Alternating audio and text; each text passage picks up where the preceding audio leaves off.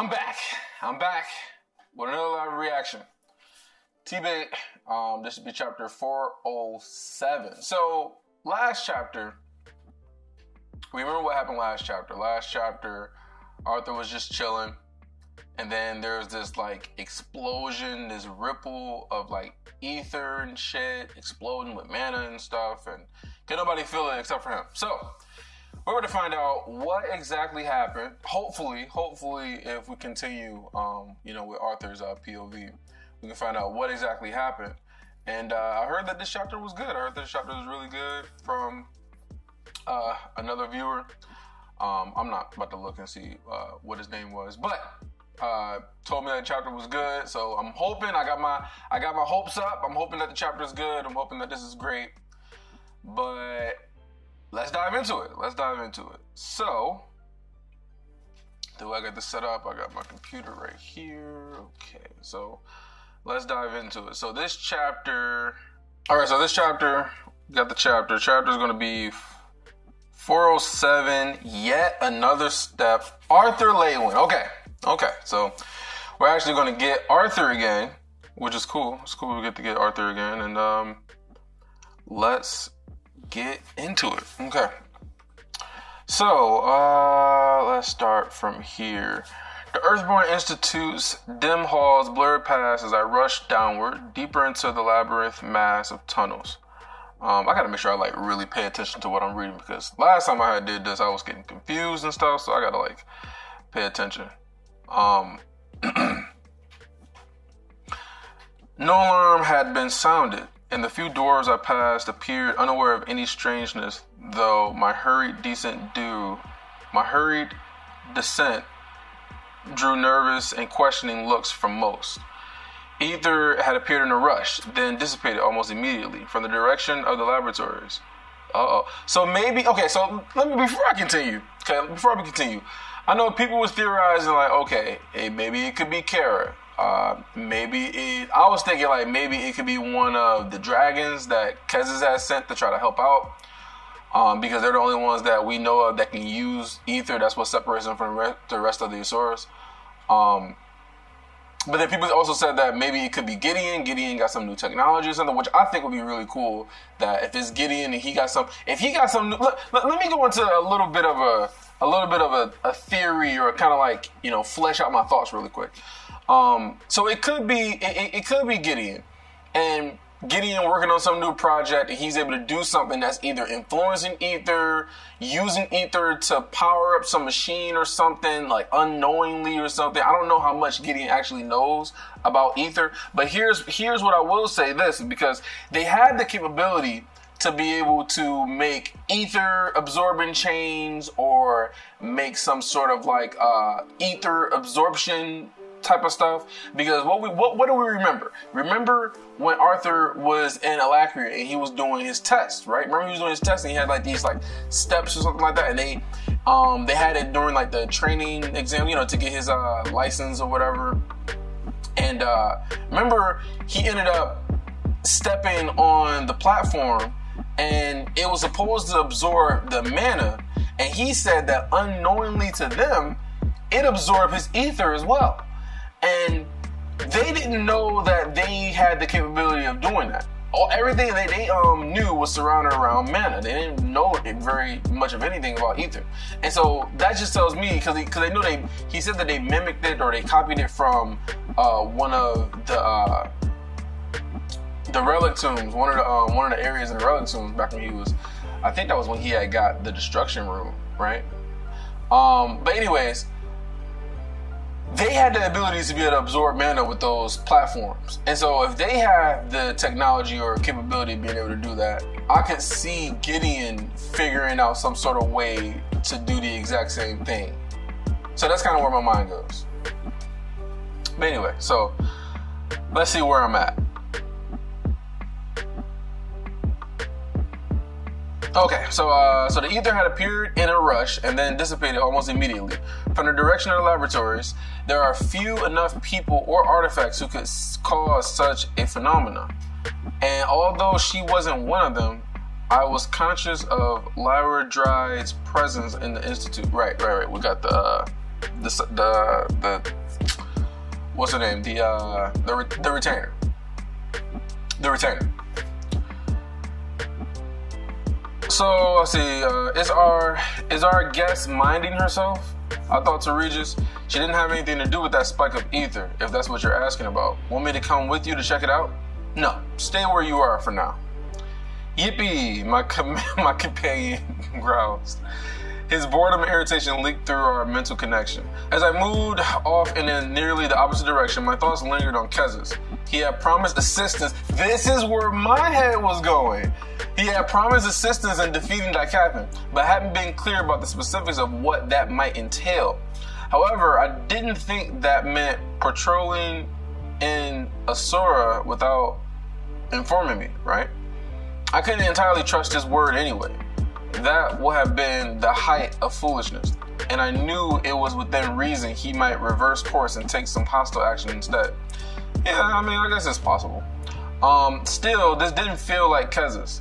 There was nothing to gain in either case. As far as I could see, no. The more likely scenario led me down familiar tunnels, and when I saw two burly dwarven guards, each fully outfitted with shields, spears, and heavy plate armor, standing outside Gideon's lab, I felt certain my guess was correct. The two shifted positions as they heard my approach.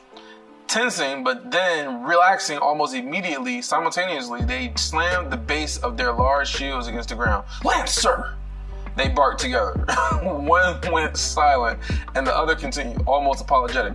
"Gideon has given strict orders that no one bother him."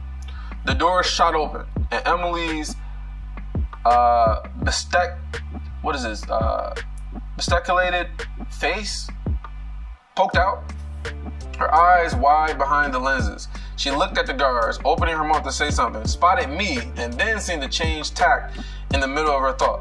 "Arthur, you're a healer." "What?" She was breathing hard and slightly flushed around the cheeks. "I mean, I'm glad you're here."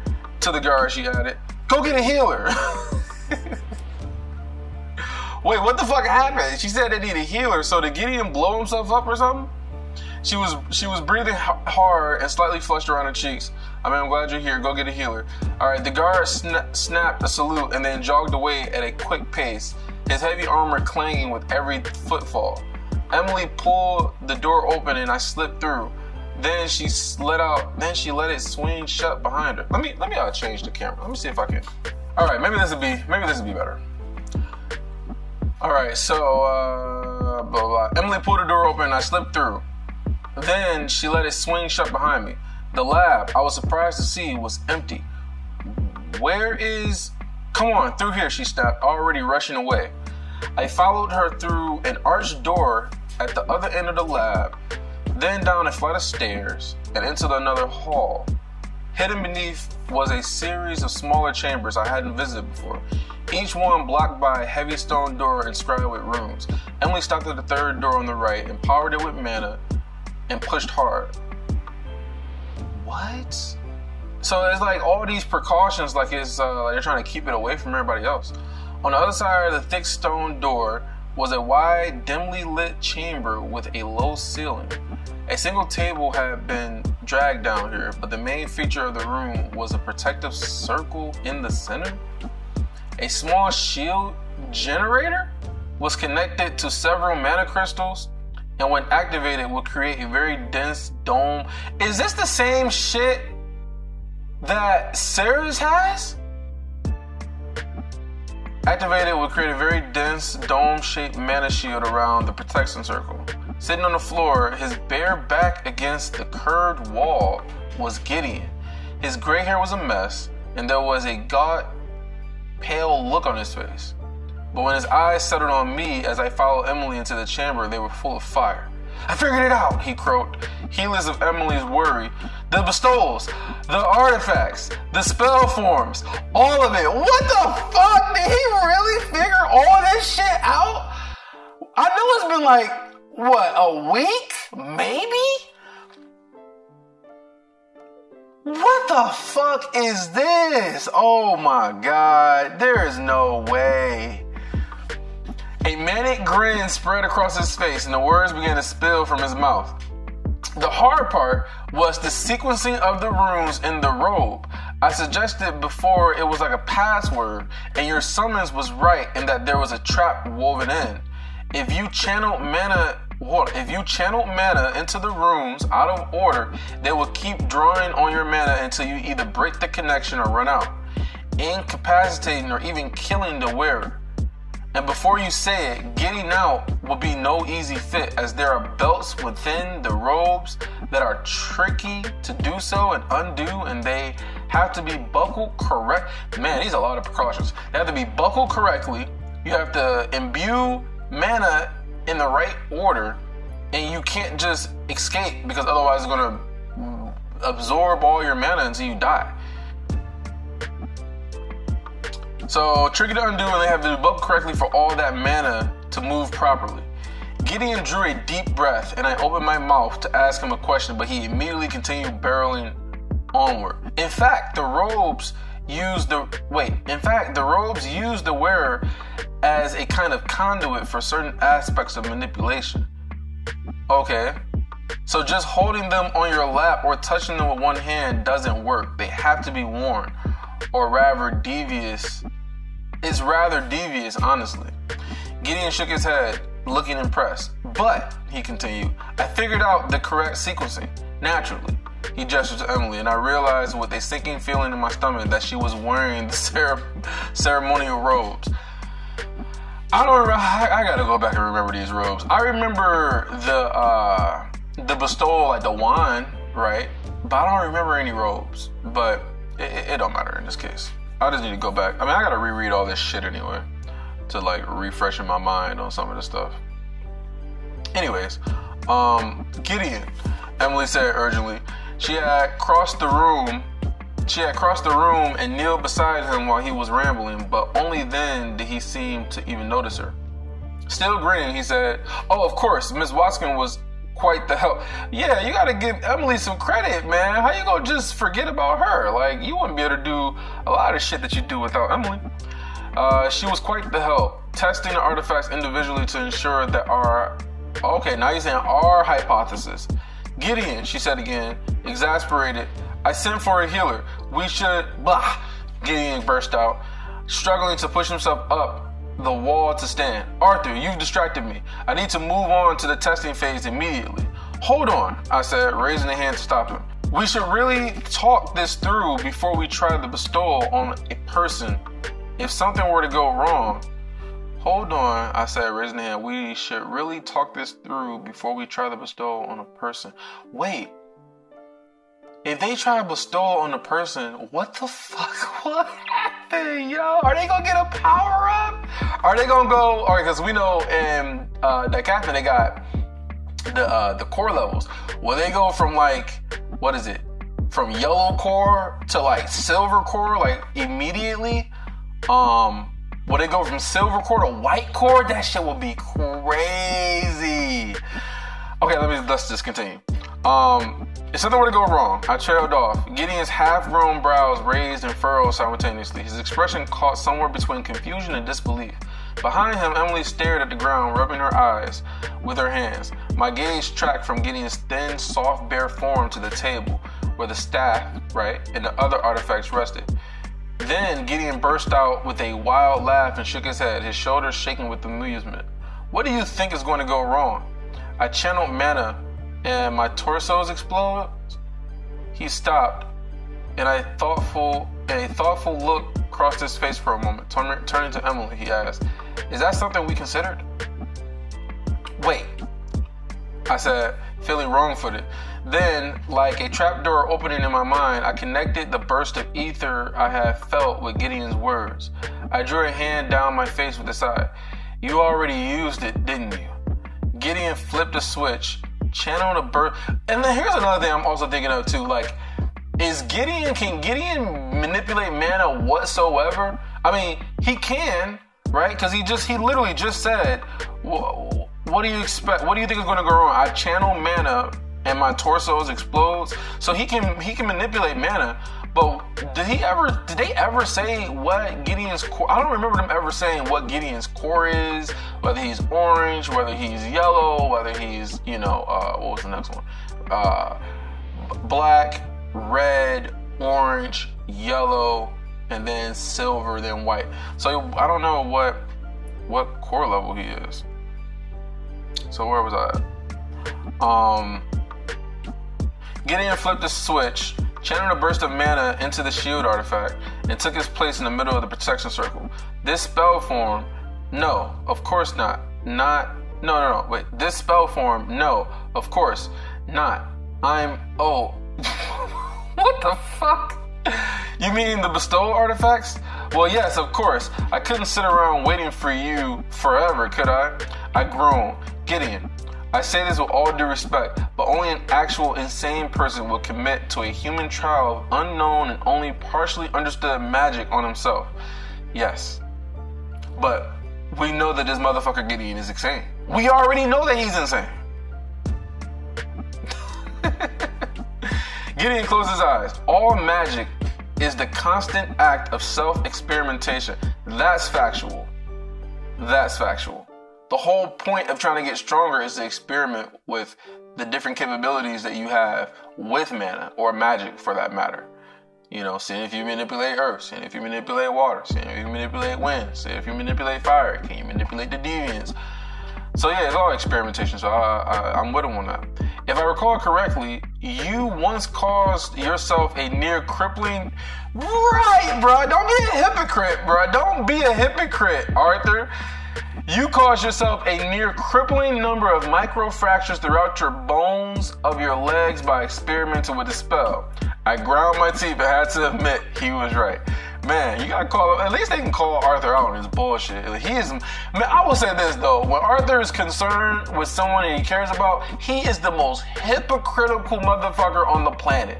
Like, he literally, when he cares about you, you'll be doing something wrong or taking some risk or something, and he will literally scrutinize you and tell you that you shouldn't be doing it when he literally did the exact same shit himself. It's just like, bro, like, you gotta hold yourself to that same standard. Like, you're not the only one who cares about people and want to be better.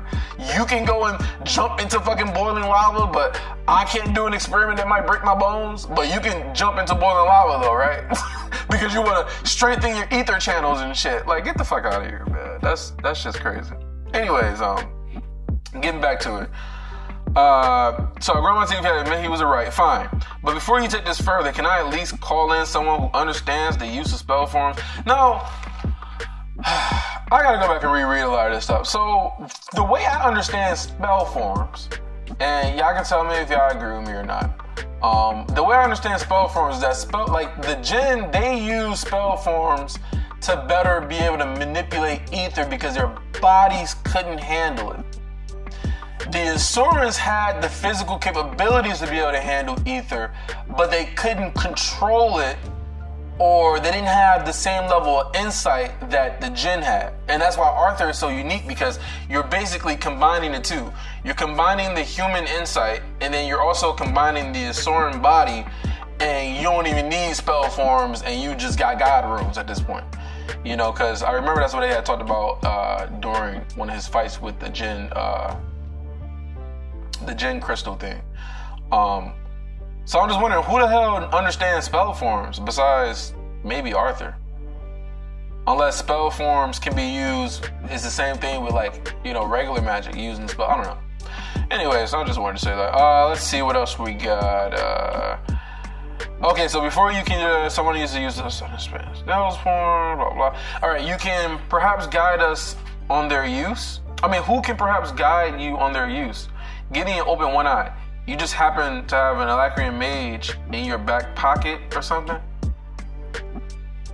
Yes, he has Lyra, right? Lyra? Not in my back pocket, no, I shot back. Just don't do anything else stupid until I get back. Sometimes I feel like you don't appreciate my genius. There was a dull hammering from the door, and Emily jumped. Oh, that'll be the healer. His mom isn't the only healer, right? Because I know that there has to be some other healers. So maybe we can get some screen time. Well, not screen time, but maybe we can get, some information about, who the other healers are. Or is Alice really the only healer that's there? I pulled the door open to reveal the guard and a heavy-set dwarven woman whose scowl shivers up even my spine. She stomped into the chamber, glared around, and then startled her irritation firmly on Gideon. I slipped out into the hall past the guard, but could still hear the reverberation of her voice as she shouted. This is the 6th time this week, and then her words were lost. Elijah Dry's vault cell was not far, and I reached it quickly. Regis had sensed me coming, of course, and was standing in front of the bars with his flames wavering fiercely. What's going on? Lyra asked as I appeared in front of her. I sense your beast's agitation, but he's even less communicative than you. Saying nothing, I sidestepped into the vault, took hold of her arm, and stepped out into the hall. Stay close and don't try anything. The retainer let out a put upon sigh. Perhaps I was mistaken. For the 2nd time, I made my way down into the lower halls where Gideon had his laboratory. The guard said nothing. This is interesting. This is really, really interesting. But stepped well back from the door as I led Lyra and Regis into the lab, and their hard eyes following the retainer closely. Emily was quick to open the inner door when I knocked, and we all entered the chamber together. Lyra, who was looking around curiously at everything, immediately honed in on Gideon. He has a room? Gideon took in her dark eyes, her flame red hair, her suppressed aura, his skin wrinkled as he frowned. Isn't that the Regent? Well spotted, both of you, I said sarcastically. She is my prisoner and has forsaken service to the enemy and promised to make herself useful. To her, I asked, how could you tell? There's a faint signature of mana. Wait! Does this motherfucker have a rune now? Or is that the spell form? Or the spell forms runes?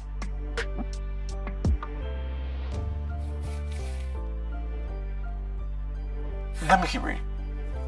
There's a faint signature of mana brightest just after formation, though eventually hidden by the mage's own mana signature. This motherfucker Gideon has a rune now. What does that mean?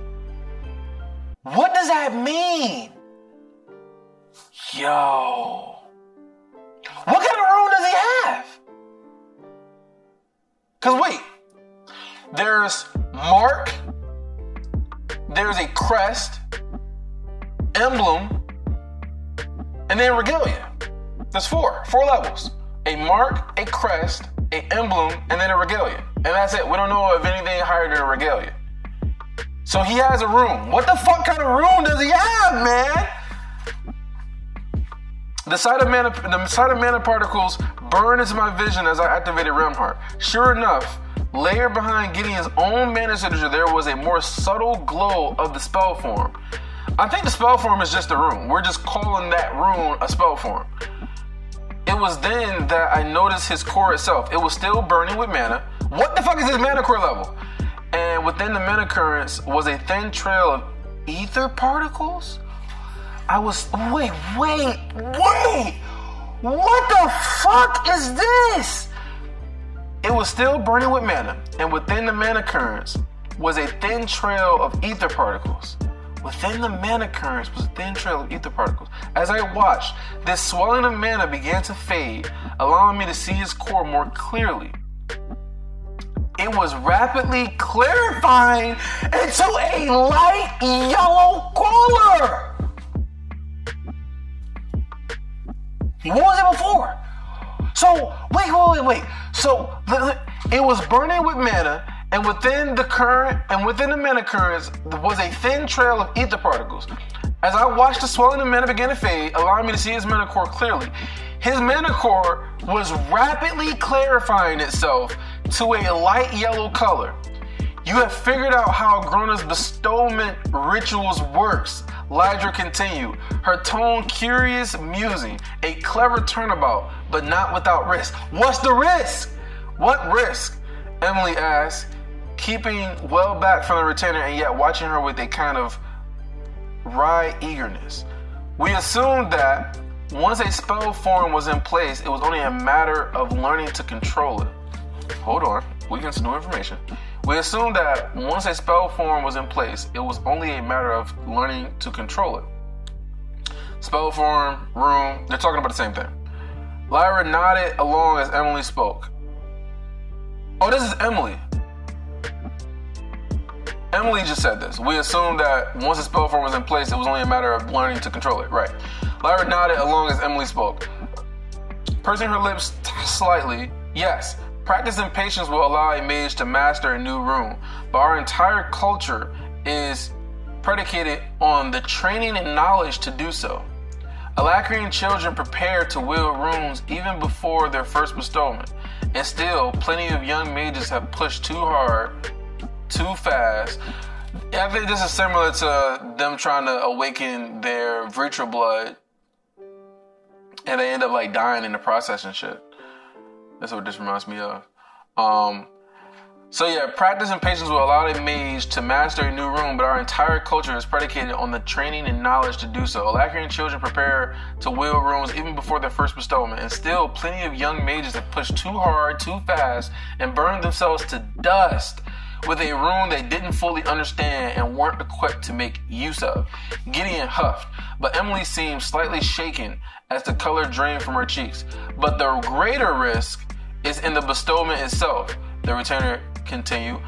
Does it take something from someone when they use the robes to bestow someone a rune? Like, so here's what I'm speculating. Like, does it deplete like some sort of life or some sort of energy or something, maybe mana or something, to actually give someone a bestowment? So like the people who actually give people bestowments, it takes something from them to do that, but they're willing to do it anyway because it's going to make their people stronger. That's what I'm speculating. But the greater risk is in the bestowment itself. The retainer continued. Our people Our people are adapted to the bestowals. You might even say we were bred for it. We are born with our cores, right? And because that's the big difference between Alacria and Dakathan, is that the Alacrians are born with their cores. They just use the runes / spell forms to be able to manipulate the mana. Whereas Alacrians, they don't have any sort of core. They have to make their own core, and they don't make their core till they're around like 13, 14, somewhere around there. And then once they make their core, they don't need to use spell forms at all. They just use the mana, just right off the bat. Alright, we might say we were bred for it. We were born with our cores, and 20% of our population develops magic. Your people lack Asuran lineage, something even the lowest of Alacrian Underdorn clan claim.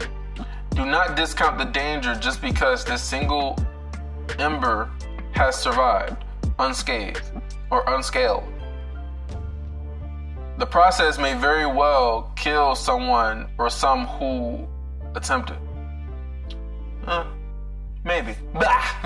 Gideon burst out, losing his patience. It's easy enough to see the divide between Alacria's development of the mechanism involved in this ritual and the original magics formulated by the ancient mages. If it worked for them 1,000 years ago, right, the ancient mages, the Jinn, then for the Alacrians now, why wouldn't it work for us too? He shifted his focus to me, scowling darkly. Perhaps your prisoner is attempting to forestall our progress, or sow doubt, eh? I consider his claim and the retainer simultaneously. Her placidity seemed a direct counter to his bumbling antagonism, but I didn't sense any misdirection or untruthfulness in her words. What she had said lines up with my own experience in Alacria, I said after a moment. We proceed cautiously, understanding the risks and mitigating them where we can. Gideon tossed his hands in the air in a mockingly jubilant prayer to the heavens. Great. Can I light this thing up and see what happens now? Or do any of you have any more dire warnings for me first? So he's about to use his room, bruh. Okay, Regis' lips pulled back from his teeth in a lupine grin. Only that having one of these rooms tend to coincide with being a homicidal maniac set on following a living deity into war with the kingdoms of the gods. What the fuck did this motherfucker just say? Only having one of these rooms tend to coincide with being a homicidal maniac set on following a living deity into war with the kingdoms of the gods. He tossed out casually. I don't think that's a side effect of rune, really, but you never know. I'll have to reread that again to understand what the hell he's talking about. Anyway, Gideon snorted in bewilderment, shook his head, and then closed his eyes. After a moment, he opened just one and looked at Lyra. So, I just pushed mana into it, or her lips formed a hard line as she nodded. Feel for it. The rune itself is a part of you now, and you should sense it. Gideon closed his eyes again. This is so fucking wild. This is so wild. So, not only is his core rapidly clearing itself to turn yellow now. So now he's yellow core, so I'm guessing before he was orange. But you also have a fucking rune. What are the capabilities, man? This is crazy. Imagine Curtis or Kathleen, or fucking better yet, Ellie, or his mom. Will his mom be able to like heal people from a distance and like rapidly? Man, this shit is crazy. This shit is so crazy. Because as far as we know, they don't have anybody in Alakria that can like are deviants and they can like heal people and shit. Okay. Gideon closed his eyes again, frowning deeply as he concentrated. With the realm heart still active, I watched as mana flowed through him and into the room. It lit up, and the mana radiated out from it before rushing up to his spine and into his brain. Gideon gasped. His lips were moving, but no noise was coming out. What is it? Emily asked, her fingers kneading white knuckle into the front of the ceremonial robes. Professor Gideon, are you okay? Oh, he said, almost a moan. Is this like a euphoria, like orgasm moment? Like, this is incredible. Like some shit like that. The flow of mana cut off as he released his channeling. He was breathing hard and his eyes were moving rapidly beneath his lips. Lyra was smirking. Don't worry. There is a heady rush to a new rune, especially a crest or higher. Mark, crest, emblem, regalia. What the fuck is his? Finally, Gideon's eyes fluttered open. I don't entirely understand what just happened, he admitted with a quiet reverie. It was like the magical equivalent of drinking far too much coffee in far too short a time. A mental rune then? A mental rune then? Wait. No. Aren't the runes, like what you can do with the runes depends on the user? Like how Nico got a regalia and the regalia wasn't like a battle regalia. It was like something that he can use to create new shit, new inventions and stuff. So is that going to be for him? Like she said mental? Was it a mental rune? Lyra mused, moving slowly around the protective shielding. Probably either that of a sentry or an imbuer. A crest, certainly. Without the proper tomes. Yeah, so it's a crest. Well, the crest is like solid. Crest is solid. Emily held up the book containing a description of all the runes granted from this particular staff. Humming to herself, Lyra took the book and flipped through it. Here it is. Awakened mind, the crest of an imbuer. Not surprising, of course, although runes do not always align with previous life experience. It has always been granted twice. That was recorded in this tome. But the notes indicating mastering it allow both imbuers to convert mana into a sort of mental energy. Hold the fuck up. Let me reread this because I think Gideon just got a fucking rune that's gonna make him even more of a genius, bruh. Humming to herself, Lyra took the book and flipped through it. Here it is. Awakened Mind, the crest of an imbuer. Not surprising, of course, although runes do not always align with previous life experience. It has always been granted twice. That was recorded in this tome. I'm saying always. I'm fucking stupid. It has only been granted twice. That was recorded in this tome, but the notes indicating mastering it allow both imbuers to convert mana into a mental energy, providing wakefulness and focus. So if he can take his mana, turn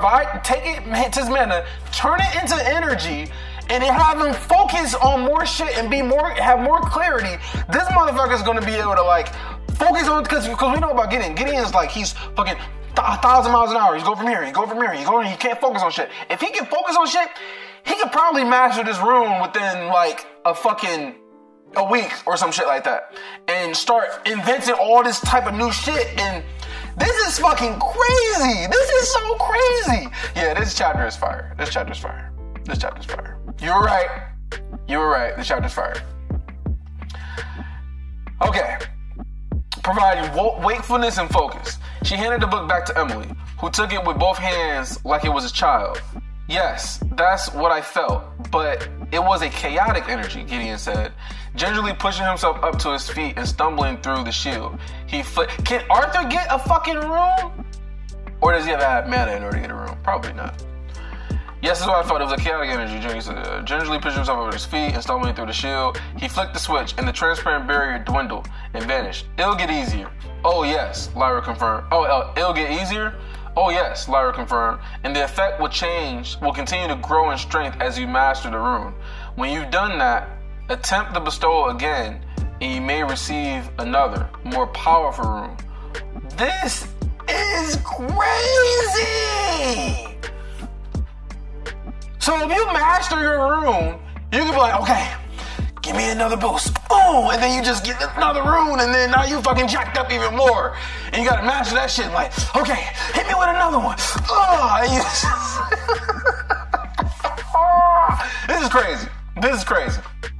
This is crazy. The effect will continue to grow in strength as you master the rune.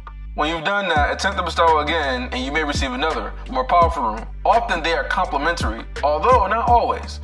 Emily looked from Lyra to Gideon to myself, a slowly drawing horror falling over her features.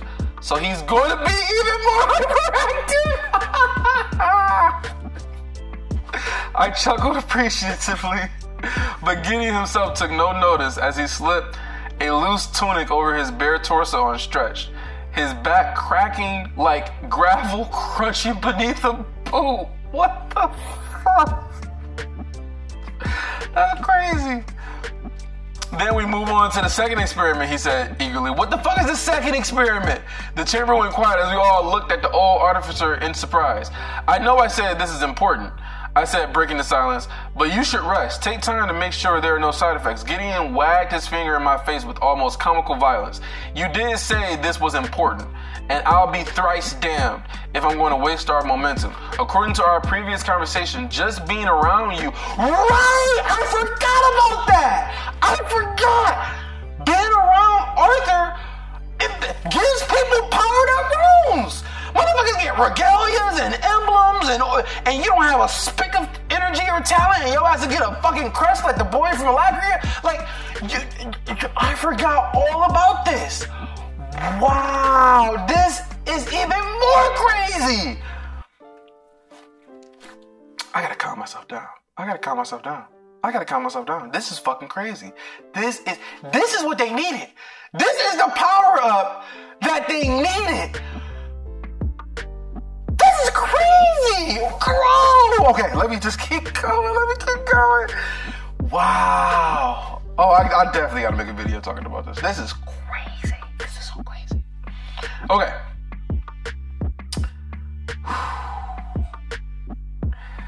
I'll be thrice damned if I'm going to waste our momentum. According to our previous conversation, just being around you enhances the runes received. I've tested myself to ensure that the process won't kill either the officiant or the recipient of the spell form, but I'm a middling case. We've spent a bit of time together since your return, but not in abundance. Now we need to bestow someone who hasn't been around you at all. Right. Because we don't know how it will work with someone who hasn't been around him. Gideon's been around him. Jasmine's been around him. Emily's been around him. Ellie's been around him. Alice has been around him. Everybody. You know who hasn't been around him? Probably that kid that Jasmine rescued. I don't think she's been around him. I'm trying to think, is there anybody else? We need to bestow someone who hasn't been around you at all. I met Emily's eyes, but she only shrugged. She knew all too well how pig-headed her master was, and although she might not hesitate to voice her opinion, she wasn't about to help me try and talk him out of charging onward with this. Lyra stepped closer to Gideon and said softly, "My own caution, then, will be against pushing your officiant too hard. Performing the bestowal ceremony is taxing on both mind and body. A grown-up officiant spends their entire lives training to handle the huge crowds that can show up to a bestowment, and often the load is shared between many people." She hesitated and then added, "I will be willing to lend my services as an officiant if you teach me what you have." No fucking way! No way, bro. You don't know. No. We don't trust you. There's no way. No.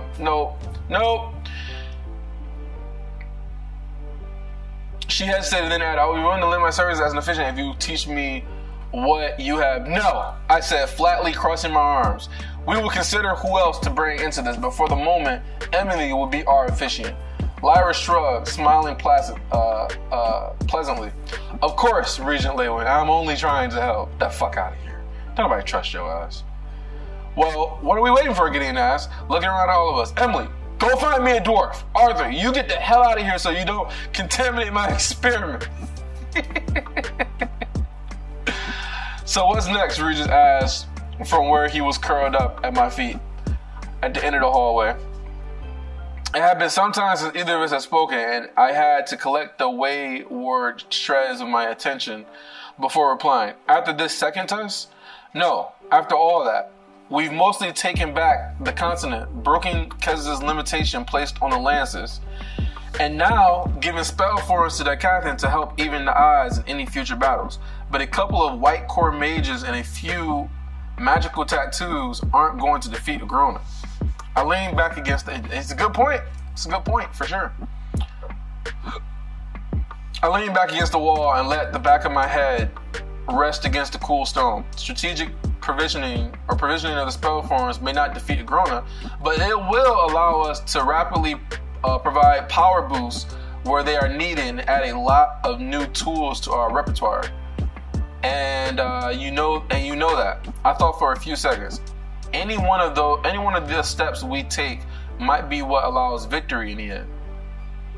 But I continued after another long pause. "I understand that you and I have other things to do, such as go to the relic tombs, find some more god runes, get some more layers on that core, and become the god that you were meant to be."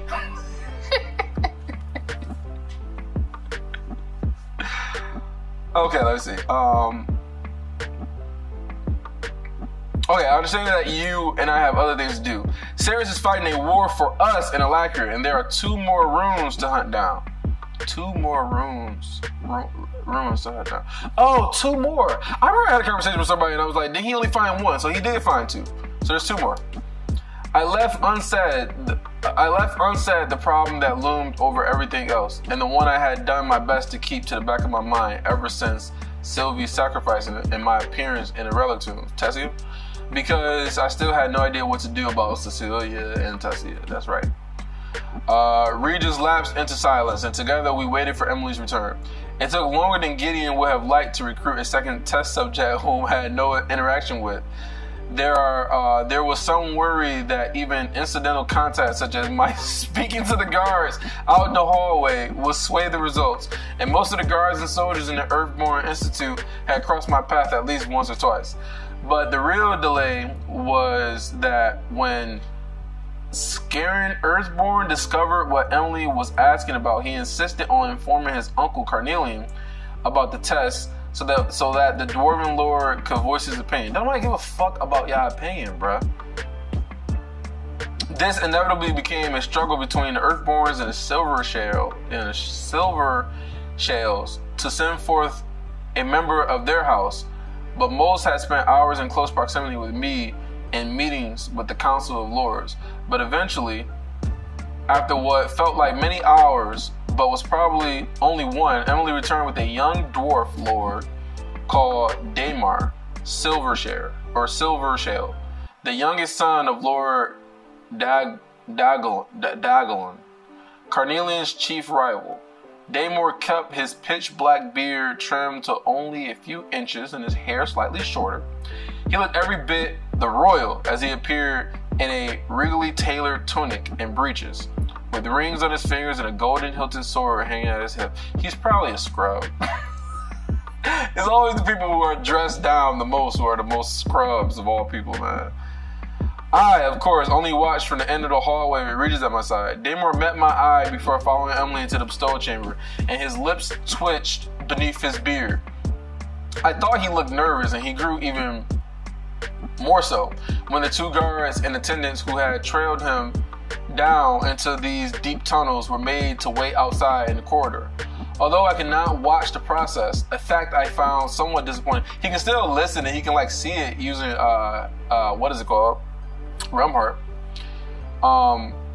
Although I can watch the process, the fact I found somewhat disappointing, I listened to the muffled voices of Gideon, Emily, and Lyra explaining everything that was to happen. Still, I consoled myself with the fact that I had seen the bestowment ceremony before in Mayrin and knew what was happening. The ceremony itself took much less time than finding our test subject.